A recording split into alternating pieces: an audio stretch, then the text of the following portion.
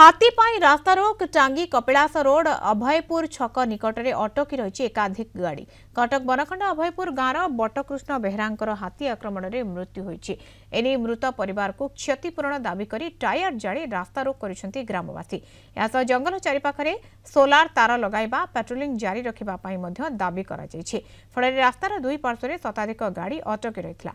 टांगी police one विभाग कर्मचारी और अधिकारी पहुंची मृत व्यक्ति को क्षतिपूरण देबारे प्रतिश्रुति देबा परे हटिछि धारणा। पद्मनाभ बराल चौद्वार रिपोर्टर आम सहित जोड़ी होती। पद्मनाभ किभଳି भाबरे ये हाथी उपद्रव जारी रही वन विभाग किभଳି भाबरे याकू सामना करुछि एवं कौन क्षतिपूरण दाबी करा जाउछि लोके कौन दाबी करूछंती? देखंतु गतकाली संध्या समय अभयपुर ग्रामर बटकृष्णंकर मृत्यु होता हाथी आक्रमण। लोकों कहया कथा जे दिन 11 रु 2टी हाथी गोटे दंता आ गोटे मेन रोड उपरे बुलिले। से माने रेंजर फॉरेस्टर विभिन्न लोक डाकिले से आसतु हाथी बुलूची टिके जंगल घरे देवे। आमे रेंजर को पचारूँ ए विषय रेंजर कहले नाई आमे लोक पठेलु किंतु लोक मैंने मना करी तुम लोक पठेल ताल से हाथी दुटी की जंगल कहीं नटल ये प्रश्नवाची सृष्टि कर सन्ध्या बेले से लोकटी शौच जाई मृत्युवरण कला।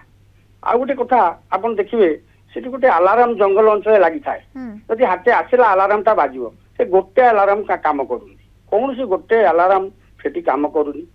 लोक मान दाबी होची गाँ चारिपट जाक सोलार तार बाट दवाई से माने सोलार तार बाट नुहति यही जो जंगलांचल सभा पंचायत ये मैंने हाथी ये घर कर रहा भाया रही प्रत्येक दिन छोट मोट दुर्घटना घटुची हाथी रास्ता पर ठिया होती। आज जो लोकटी मृत्युवरण कला एपाई वन विभाग संपूर्ण भाव दायी। जदि 11टा बेलू हाथी बुलला संध्या पर्यटन तुम जंगल कहीं नेलन दाबी हो दाबी करी से माने आज रास्ता रोक करथिले टायर जाली बहुत लोग यार स्थायी समाधान पाई किभଳି उद्यम करूची वन विभाग जहाँ आलोचना से माने कले 10 लाख टंका सरकार तरफ दिया जिवो एबे नगद 10 लाख टंका देले रेड क्रॉस फंड 10,000 टंका दिया जाइछि एवं तुरंत ताराबाड़ लगे रेंजर प्रतिशोध देइछंती एवं हाथी स्क्वाड वाला तारबाड़ तुरंत लगा अन्य जो व्यवस्था मान से गुड़िक दाबी कर क्षतिपूरण दाबी कर। धन्यवाद पद्मनाभ। अधिक सूचना पद्मनाभ बराल चौद्वार रिपोर्टर आम सहित जोड़ी होते।